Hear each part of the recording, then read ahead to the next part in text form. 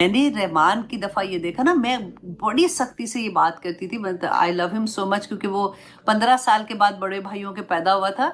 लेकिन मैं उसको जैसे होता ना कि कुरान समझ आती है, तो फिर मैं कहती थी कि रहमान, मैं इस पे कंप्रोमाइज नहीं करने वाली हूँ। अगर मुझे पता चला कि आपने कोई ऐसी बात की है जो अल्लाह के अहकामात के अगेंस्ट है, तो बेटा फिर मैंने आपसे कोई नहीं बात करनी। मैंने आपको 2 दिन रोऊंगी, तीसरे दिन मुझे भी सब्र आ जाएगा।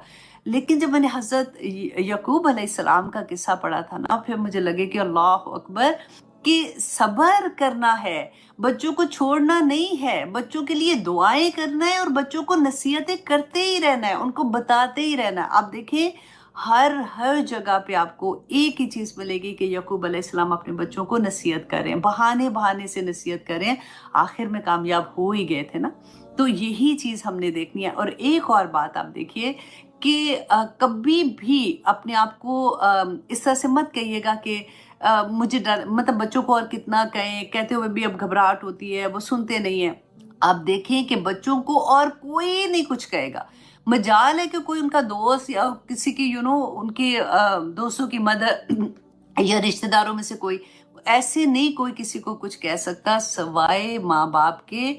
आपका फर्ज बनता है कि अगर बच्चों को कोई ऐसी चीज आप देखते हैं, फॉर एग्जाम्पल बच्चों को देखते हैं आप, उन्होंने आजकल तो यही है ना कि कपड़े ऐसे पहने हुए हैं जो अल्लाह सुब्हानहू तआला के अहकामात के अगेंस्ट है, या फिर पार्टीज ऐसी में वो जा रहे हैं जो जहाँ पे नहीं जाना चाहिए, या शादियों के फंक्शन ऐसे कर रहे हैं जैसे नहीं होना चाहिए।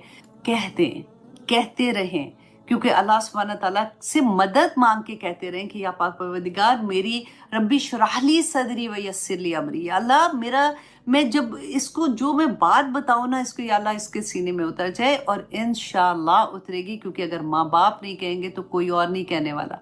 कल को हम मर जाएंगे ना, तो बच्चों को वल्लाही याद रहेगा, वो जरूर उनको पता होगा कि मेरी अम्मी ने उस वक्त मुझे ये कहा था, या मेरी नानी उस वक्त ये कहती थी, या मेरी दादी उस वक्त ये कहती थी।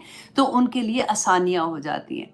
तो यहाँ पे इस पूरी सूरा में हम यही बार बार देखेंगे। अल्हम्दुलिल्लाह सुम्मा अल्हम्दुलिल्लाह, इतना सीखने को मिलता है कि मैं वो कहते हैं कुर्बान जे अल्लाह सुब्हानहू तआला पे, कि कौन कैसे हमें समझाएगा, कौन किन लफ्जों से हमें समझाएगा। जिस तरह से अल्लाह सुब्हानहू तआला हमें एग्जाम्पल्स दे दे के समझाते हैं कि देखो कल को अगर ऐसी सिचुएशन हो जाती है, अब नबी से ज्यादा तरबियत और कौन अपनी औलाद की करता, राइट।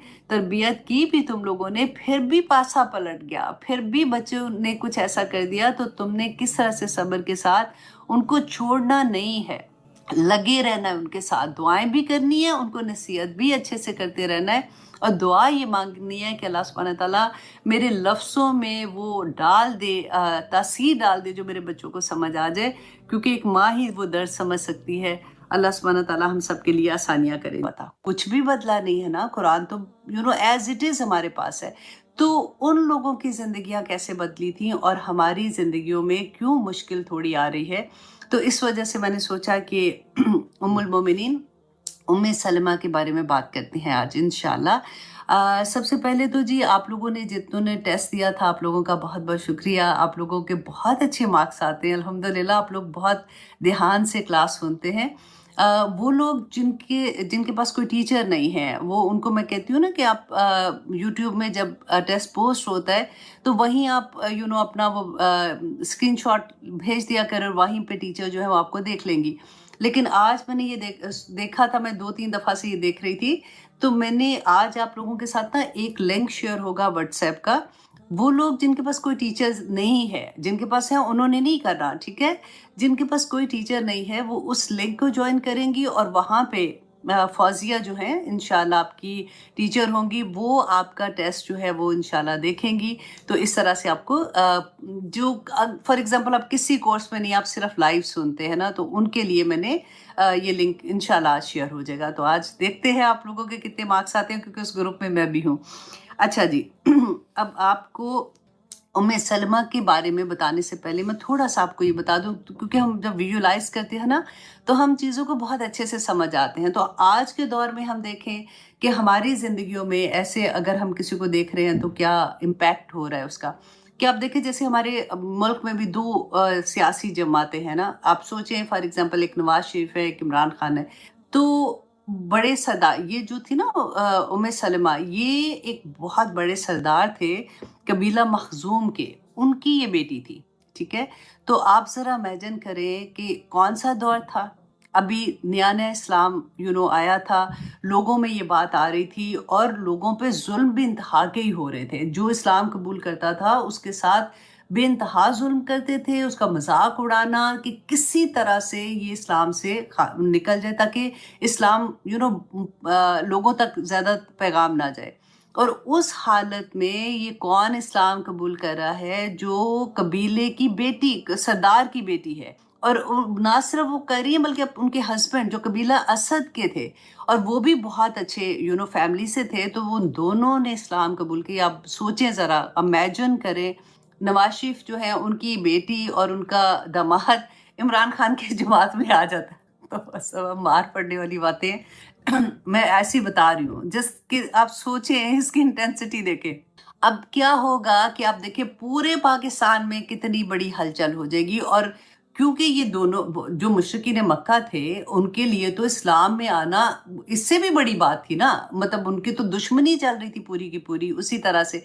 तो आप ये देखें कि जब वो इस्लाम लेके आती हैं, हम कहते हैं ना औरतें बड़ी कमज़ोर होती हैं, उस ज़माने की औरतों को तो इस तरह की थी कि उनके पास कोई हकूक़ ही नहीं थे, वो तो इस तरह से रहती थी। आप सोचिए ज़रा कि उस ज़माने की औरत है और सरदार की बेटी है, उनको ये पता है कि अगर मैं इस्लाम कबूल करती हूँ तो मुझे किन किन चीज़ों से गुजरना पड़ेगा। दोनों मियाँ बीवी ने इस्लाम कबूल किया उस वक्त, जिस वक्त इस्लाम बिल्कुल नया नया था। ठीक है, और ये बहुत पॉपुलर भी थे क्योंकि इनके फादर जो थे ना सिर्फ सरदार थे बल्कि ये बहुत सखी थे। जब किसी काफले के साथ जा रहे होते थे ना, तो पूरा काफले का खाने पीने का, उनकी सारा खर्चा जो है ना, ये खुद दिया करते थे। तो इसलिए ये मशहूर भी इनकी मतलब अच्छी सिफत की वजह से ये मशहूर थे।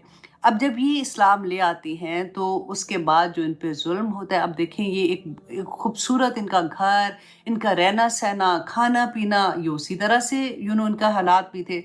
अब रसूलुल्लाह सल्लल्लाहु अलैहि वसल्लम ने जब ये देखा कि इन पे इतना जुल्म हो रहा है, मुसलमानों पे, सब पे ही हो रहा था, तो पहली दफ़ा हिजरत हबशा का जब हुक्म मिला ना, तो उस वक़्त ये दोनों मियाँ बीवी हबशा की तरफ इन्होंने हिजरत की, सारा अपना घर बार छोड़ के। कहती है अब आगे जाके ना इन्हीं के अल्फाज में कोशिश करूँगी आपको, ये अपनी स्टोरी खुद बताती हैं कि क्या हुआ था, कि कहाँ जा रहे हैं कुछ नहीं पता, एक ऐसा मुल्क जहाँ पे कभी गए ही नहीं है, और कहाँ रहेंगे, कहाँ से खाएंगे, कहाँ से पिएंगे, क्या कैसे ज़िंदगी गुजारेंगे, कुछ नहीं पता। और दोनों मियाँ बीवी जब पहली हिजरत हुई थी, इसी तरह से ये लोग हबशा की तरफ चले गए। कहते वहाँ जाके इनका दिल तो डेफिनेटली नहीं लगना था, तो सारा वक्त इनको ना मक्का की याद आती थी, और जितने भी लोग महाजिर थे वहाँ पे चले गए थे, उनको यही था कि हम किसी तरह से वापस जाएं। और कहती मोहब्बत इतनी ज़्यादा रसूलुल्लाह सल्लल्लाहु अलैहि वसल्लम से भी कि हम जाएं वापस, खाना काबा का तवाफ भी वहीं पे करते थे, और फिर रसूलुल्लाह को भी देखने का उनको ये था कि हम उन्हीं की सोबत में रहें। लेकिन क्योंकि हालात ऐसे थे, अब कहती है कि वहां पे रहते हुए हबशा में आहिस्ता आहिस्ता हमें खबरें आने शुरू हुई। अब आजकल की तरह का जमाना तो नहीं था, खबरें आना शुरू हो गई कि अब मक्का के हालात जो है ना वो काफ़ी बेहतर हो गए हैं, लोग काफ़ी जो इस्लाम में आ रहे हैं। हज़रत उमर इस्लाम में आ गए, हज़रत हमज़ा आ गए हैं, तो वो तो ताकतवर थे ना इतने ज़्यादा, तो उनकी वजह से अब लोगों पे जुल्म होना भी कम हो गए हैं। तो कहते हैं वो हम इतने खुश हुए, तो कुछ लोगों ने उनमें से ये इरादा किया कि अच्छा हम वापस चलते हैं। तो कहती है कि जब हम वापस आए तो हमें पता चला कि हमने गलती कर ली है, क्योंकि अब जुल्म और ज़्यादा हो रहे थे, क्योंकि उनको ये था कि हज़रत हमज़ा और हज़रत उमर की वजह से कि अब लोग और ज़्यादा इस्लाम में आएंगे, तो वो उनको रोकना चाहते थे किसी ना किसी सूरत में। तो जब फिर रसूलुल्लाह सल्लल्लाहु अलैहि वसल्लम ने देखा, कुछ अरसा ये वहाँ पे रहे, मक्का में रहे, कि मुसलमानों के हालात तो किसी हालत में बेहतर नहीं हो रहे हैं और जुल्म की इंतहा हो रही है, तो रसूलुल्लाह सल्लल्लाहु अलैहि वसल्लम ने इनको मदीना हिजरत करने का मुसलमानों को हुक्म दे दिया कि जो जा सकता है वो मदीना की तरफ चला जाए। अब ये बयान करती हैं, अब यहाँ से आप देखिएगा कि दोनों मियाँ बीवी कहते हैं हमने इरादा किया कि हम ठीक है मदीना की तरफ हिजरत कर जाते हैं। कहते मेरे हस्बैंड जो है वो ऊँट लेके आते हैं सवारी के लिए, और इनका छोटा एक बेबी था, साथ बेटा था।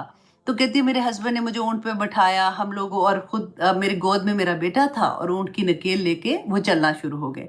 تو کہتی ہے ابھی ہم مکہ کی حدود سے باہر نہیں نکلے تھے کہ میرے قبیلے بنو مخزوم، میرے قبیلے کے لوگوں نے جب دیکھا تو انہوں نے آ کے لڑنا شروع کر دیا میرے ہسبینڈ سے، اور انہوں نے اونٹ کو روکا، سواری کو روکا کہ نہیں تم یہاں سے ایسے نہیں جا سکتے ہو، تم تو ہمارے دین سے پھر گئے ہو، لیکن یہ ہمارے قبیلے کی بیٹی ہے۔ اور یہ بھی یاد رکھیے گا کہ اس زمانے میں قبائل سسٹم تھا، کچھ بھی ہو جاتا تھا نا، قبیلے کا بندہ اگر غلط بھی ہوتا تھا تو وہ اس کے لیے بھی جان دینے کو تیار ہو جاتے تھے، پورے قبیلے کے لوگ۔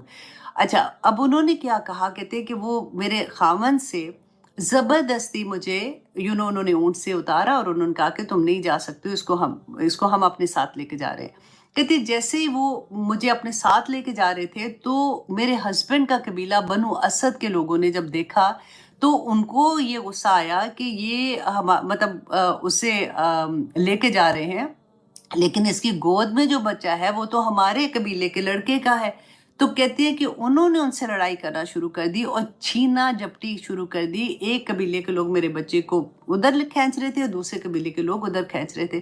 کہتی ہے میں ایک تو خوفزدہ اتنی تھی اور اتنی تکلیف میں نے جب دیکھا کہ میرا بچہ رو رہا ہے، اور مجھے یہ تھا کہ یہ کہیں اللہ نہ کرے فوت ہی نہ ہو جائے، کہ اتنی زور سے دونوں قبیلے کے لوگ اس کو کوئی ادھر سے کھینچ رہا کوئی ادھر سے کھینچ رہا۔ تو کہتی ہے میں نے کہا کہ اس کو لے جاؤ، آپ اس کو دے دو، کوئی بات نہیں، میرا بچہ تاکہ بچ جائے۔ کہتی ہے تو بنو اسد کے لوگ میرے بچے کو لے گئے اور میرے خاوند جو ہے وہ اکیلے مدینہ کی طرف چلے گئے، ہجرت کر لی، اور مجھے میرے قبیلے کے لوگ زبردستی اپنے ساتھ لے آئے۔ کہتی ہے وہ دن اور جب تک میں واپس، وہ بتاتی ہیں کہ ایوری مارننگ میں صبح اٹھتی تھی اور جا کے اس جگہ پہ جہاں پہ میرا بیٹا اور میرا خاوند مجھ سے جدا ہوئے تھے، وہاں پہ جا کے میں سارا دن بیٹھ کے روتی تھی اور میں یاد کرتی تھی، اور پھر شام کو بس لیٹنے کے لیے سونے کے لیے گھر آتی تھی۔ کہتے 1 سال تک میں مسلسل تڑپتی رہی ہوں، روتی رہی ہوں، اور جا کے وہاں پہ بیٹھتی رہتی تھی۔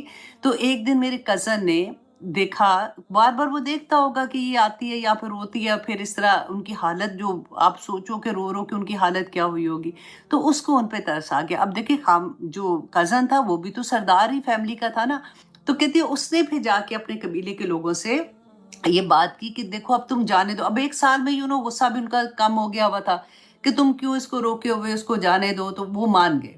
کہتی میرے کزن نے آ کے جب کہا کہ وہ مان گیا تو تم جا سکتی ہو مدینہ اگر تم نے جانا ہے، تو کہتی ہے میں نے پھر رونا شروع کیا کہ میں کیسے جا سکتی ہوں، میرا بچہ ادھر ہے، میرا اتنا چھوٹا بچہ ہے، میں اس کو چھوڑ کے وہاں چلی جاؤں، مجھے تو خبر ہی نہیں ہوگی کہ اس کے ساتھ کیا ہو رہا ہے۔ تو اس کو ترس آیا، پھر اس نے ان کے قبیلے کے جا کے لوگوں سے بات کی کہ اس کا بچہ بچاری کو دے دو، تڑپ رہی ہے، رو رہی ہے، تم نے اس کے بچے کو لے کے کیا کرنا ہے۔ انہوں نے پھر مان لیا اس کا بچہ، جب ام سلمہ کہتی ہے کہ میرا بچہ جب انہوں نے مجھے واپس دیا تو اسی لمحے میں نے سواری کا بندوبست کیا، اور میں اکیلی، کہتی ہیں کہ خدا قسم اس زمین پہ میرے اور میرے وہ معصوم چھوٹے بچے اور اللہ کے سوا کوئی نہیں تھا، اور اکیلی وہ نکل گئی مدینہ کی طرف۔ آپ سوچیں اس زمانے کی عورتوں کی جب ہم بات کرتے ہیں کہ کس قسم کی بہادر عورت تھی، تو کہتی ہیں کہ مجھے راستے میں پھر عثمان بن طلحہ ملے۔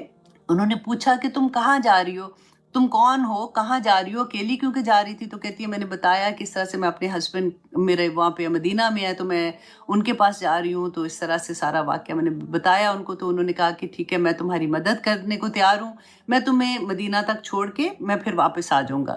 تو کہتی ہیں کہ وہ بیان کرتی ہیں کہ وہ کہتی ہیں ام سلمہ کہتی ہیں کہ اللہ کی قسم پورے عرب میں اس سے زیادہ نیک دل و شریف انسان میں نے نہیں دیکھا۔ کتنے راتوں کا سفر تھا، رات کو وہ رکتے تھے، پھر صبح سواری پہ بیٹھتے تھے، پھر آگے چلتے تھے۔ اسی طرح سے کہتی ہیں کہ ہم لوگ مدینہ پہنچے اور میں اپنے ہسبینڈ سے ملی، اور وہ میری زندگی کا خوبصورت ترین دن تھا جب میں اپنے ہسبینڈ سے ملی اور ہم خیر سے اکٹھے رہنے شروع ہوئے۔ تو اس طرح سے جب یہ اپنے ہسبینڈ کو ملی ہیں تو ان کے ہسبینڈ جو تھے نا وہ بھی مطلب صحابہ میں بہت پاپولر تھے، بہت پسند کرتے تھے ان کو سارے۔ تو کہتی ہے کہ ہم ہنسی خوشی رہنا شروع ہوئے۔ پھر بدر کی جنگ اناؤنس جب ہوئی ہے تو میرے ہسبینڈ جو ہے وہ بدر میں گئے اور وہاں سے کامیابی کے ساتھ واپس آئے۔ اتنی مین وائل ان کی اور بھی اولاد پیدا ہو گئی۔ کہتی اس کے بعد احد کی جنگ ہوتی ہے تو احد میں بھی ان کے ہسبینڈ شریک ہوتے ہیں، لیکن اس میں ان کے خاوند کو پاؤں پہ ایک ایسا زخم، کافی گہرا زخم ہوا۔ تو کہتی جب وہ واپس آئے اس کا علاج کیا، اوپر سے زخم جو ہے وہ ہیل ہو گیا، لیکن کچھ سال کے بعد یا کتنے عرصے کے بعد کہتی وہ زخم جو اندر والا تھا وہ دوبارہ سے نکل آیا، اور اس کی ان کو بہت زیادہ تکلیف تھی، اور اسی تکلیف میں بیسیکلی ان کی وفات ہوئی 4 ہجری میں۔ اب کہتی ہیں کہ میرے ہسبینڈ جب بہت تکلیف میں تھے تو انہوں نے مجھے یہ بتایا کہ رسول اللہ صلی اللہ علیہ وسلم جو ہے انہوں نے بتایا تھا کہ جب بھی کبھی کوئی ایسی تکلیف میں ہوتا ہے کہ جب اس کو اللہ سبحانہ تعالیٰ نے کوئی نعمت عطا کی ہے اور اللہ سبحانہ تعالیٰ وہ نعمت اس سے لے لیتے ہیں، تو اس وقت اگر وہ یہ دعا پڑھتا ہے اِنَّا لِلَّهِ وَإِنَّا إِلَيْهِ راجعون اللہم اجرنی فی مصیبتی وخلف لی خیرا منہا۔ اچھا، یہ والی دعا جو ہے نا، یہ 2 طرح سے آپ کو ملے گی۔ ایک جگہ پہ آئے گا اجرنی بھی لکھا ہوا ہے اور وَأَخْلِفْ لِي بھی لکھا ہوا ہے، لیکن مطلب سب ایک ہی ہے، اس لیے مطلب چینج نہیں ہے کہ اِنَّا لِلَّهِ وَإِنَّا إِلَيْهِ راجعون اللہم اجرنی فی مصیبتی، اللہ سبحانہ تعالیٰ مجھے اس مصیبت میں جو میرے اوپر آئی ہے مجھے اس کا اجر عطا کرنا، وخلف لی خیرا منہا، اور مجھے بہترین نعم البدل ویسے بہترین کو کہتے ہیں نا، کہ مجھے اس کا نعم البدل عطا کرنا، مطلب بہترین اجر دینا اس کا۔ ام سلمہ کہتی ہیں کہ جب میرے ہسبینڈ کو رسول اللہ صلی اللہ علیہ وسلم آتے تھے پوچھنے کے لیے، تماداری کے لیے آتے تھے، تو کہتی ہیں کہ ایک دن رسول اللہ آئے، ابھی وہ گھر واپس نہیں پہنچے تھے کہ ان کو اطلاع ملتی ہے کہ وہ شہید ہو گئے، فوت ہو گئے۔ تو کہتی ہیں وہ واپس آئے، آ کے انہوں نے ان کی آنکھیں بند کی اور ان کا دفنانے کا سارا انتظام کیا۔ تو کہتی ہیں کہ فوراً ہی نا میرے ذہن میں وہ بات آئی کہ میرے ہسبینڈ نے مجھے کہا تھا کہ اللہ سبحانہ تعالیٰ جب ایسی سچویشن ہوتی ہے، کسی کی ڈیتھ ہو جاتی ہے یا پھر کوئی اتنی تکلیف ہوتی ہے، کوئی نعمت انسان سے چھوٹ جاتی ہے، تو اس وقت یہ دعا پڑھنی ہے۔ تو کہتی میں دعا پڑھنے لگی نا تو میرا دل رک گیا، جیسے مجھے لگے کہ نہیں، میں نہ پڑھوں، مطلب میرا دل نہیں مان رہا تھا کہ میرے خاوند سے زیادہ اچھی چیز مجھے اس کا نعم البدل کیا مل سکتا ہے، مطلب مجھے نہیں مل سکتا جیسے۔ کہتی میرا دل نہیں مان رہا تھا، لیکن پھر بھی میں نے یہ دعا پڑھ لی۔ اور کہتی ہیں کہ اچھا اب کیا ہوا تھا کہ کہتی ہیں کہ میری عدت کا ٹائم ختم ہوا، تو اب صحابہ میں ایک غم کی لہر دوڑ گئی۔ سب کو یہ تھا کہ بچے چھوٹے ہیں، ان کی کفالت کی ذمہ داری کا اور ان کا کیسے سارا بندوبست ہوگا۔ تو کہتی ہیں کہ سب سے پہلے حضرت ابوبکر صدیق نے نکاح کا پیغام بھیجا، اور جیسے نکاح کا پیغام آتا ہے تو کہتی ہے میں نے انکار کر دیا، میں نے کہا کہ نہیں، مجھے نہیں کرنا۔ پھر اس کے بعد حضرت عمر رضی اللہ عنہ کی طرف سے نکاح کا پیغام آیا، تو کہتی ہے میں نے پھر بھی انکار کر دیا۔ اور کچھ دیر کے بعد، کچھ وقفے کے بعد رسول اللہ صلی اللہ علیہ وسلم نے نکاح کا پیغام بھیجا، اور کہتی ہیں کہ میں نے ان کو یہ کہہ کے انکار جو کیا کہ دیکھیں میں اس لیے انکار کر رہی ہوں، 3 وجوہات۔ اب دیکھیے کتنی کیوٹ بات لگتی ہے کہ 3 وجوہات ہیں۔ نمبر 1 یہ کہ انہوں نے کہا یا رسول اللہ میں زبان کی تیز ہوں، مجھے ڈر ہے کہ آپ تو اللہ کے نبی ہیں، میری زبان سے کوئی ایسی بات نکل آئی تو میں تو گناہ گار ہو جاؤں گی، میری تو کوئی معافی کی گنجائش ہی نہیں بچنی، تو میں اس لیے آپ سے شادی نہیں کرنا، نکاح نہیں کرنا چاہتی۔ اچھا، نمبر 2 یہ کہ میرے بچے بہت چھوٹے ہیں۔ نمبر 3 یہ کہ میں اس لیے نہیں کرنا چاہ رہی کہ اب میری عمر بھی بڑی ہو گئی ہے، مجھے چاہت بھی نہیں رہی ہے شادی کی۔ اچھا، رسول اللہ صلی اللہ علیہ وسلم نے کیا جواب دیا؟ انہوں نے کہا کہ میں اللہ سے دعا کروں گا کہ اللہ تمہاری زبان میں عافیت دے دے اور زبان کی وہ تیزی ختم ہو جائے گی۔ اچھا، دوسری تمہاری پرابلم یہ ہے کہ تم کہتی ہو کہ عمر بڑی ہو گئی ہے، تو اب میری بھی عمر بڑی ہو گئی ہے، تو ایسا تو نہیں ہے کہ میں چھوٹی عمر کا ہوں۔ اچھا، نمبر 3 یہ کہ تمہارے بچے چھوٹے ہیں، تو انہی کی خاطر تو میں نکاح کرنا چاہتا ہوں کہ ان کی ذمہ داری لے سکوں، ان کی کفالت کی ذمہ داری میرے اوپر آ جائے گی۔ تو یہ جب جواب ملا تو میں سلمہ کہتی ہے کہ میں نے مان لیا، اور میرا پھر اس طرح سے نکاح رسول اللہ صلی اللہ علیہ وسلم سے ہو گیا۔ تو 4 ہجری کے آخر میں پھر ان کا نکاح رسول اللہ صلی اللہ علیہ وسلم سے ہوتا ہے، تو پھر یہ ام المومنین بن جاتی ہیں، امہات المومنین میں شامل ہو جاتی ہیں۔ تو اب دیکھیے سب سے یہاں پہ ایک یہ جو دعا میں نے آپ کو پڑھ کے بتائی ہے نا، اس کو ضرور یاد کر لیجئے گا۔ اگر فار ایگزامپل اگر آپ میں سے کسی کو آتی ہے تو آپ پلیز شیئر کر دینا، نہیں تو میں حرم سے کہہ دوں گی کہ حرم جو ہے وہ انشاءاللہ یہ دعا جو ہے وہ شیئر کر دے گی، تاکہ آپ لوگوں کو جن کو نہیں آتی ہے وہ یاد کر لیں۔ بہت آسان ہے، آپ میرا خیال ہے گوگل میں بھی ڈالیں گے نا انا للہ و انا الیہ راجعون، یہ تو سب کو آتی ہے، تو آگے والی دعا بھی میرا خیال ہے ساتھ نکل آئے گی، لیکن انشاءاللہ حرم بھی پوسٹ کر دے گی۔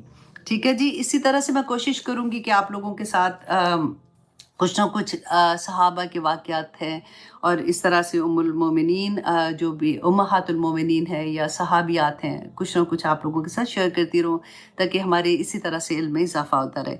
तो अब जनाब हम कह रहे, आज इंशाल्लाह हम शुरू करेंगे सूरत इब्राहीम। सूरत इब्राहीम जो है ना, ये है मक्की दौर की बिल्कुल आखिरी दौर की ही सूरा है, और ये 2 टाइम पे नाजिल हुई है, आधी आधी जैसे नाजिल हुई है।